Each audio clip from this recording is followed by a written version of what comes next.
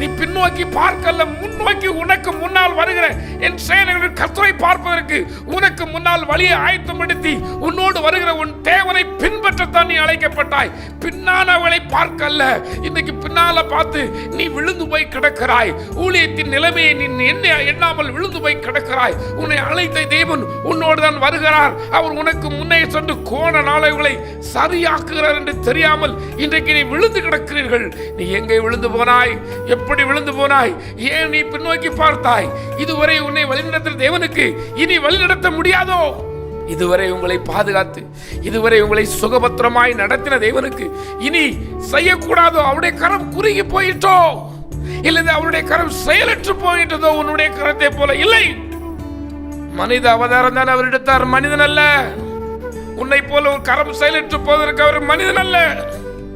அவருடைய கரம் நீட்டினபடி இருக்கிறது உனக்காய். நீ பின்னால பார்த்துக்கிட்டு இருக்கிற எனக்கு அருமையான சகோதரனே, நான் தீர்க்கதரிசனமாய் சொல்லுவேன், எனக்கு அருமையான சகோதரியே, உன்னை நடத்துகிற தேவன் உன் முன்னே தான் வந்து கொண்டு இருக்கிறாய். நீ பின்னால் பார்த்துக்கிட்டு இருக்கிறிய. பின்னால் விட்டு பூர்வ நாட்களை சிந்திக்காத, பழச விட்டு இனி இந்த தேவன் உன்னை கரம் பிடித்து நடத்துகிறார், அதை பாருங்கள்.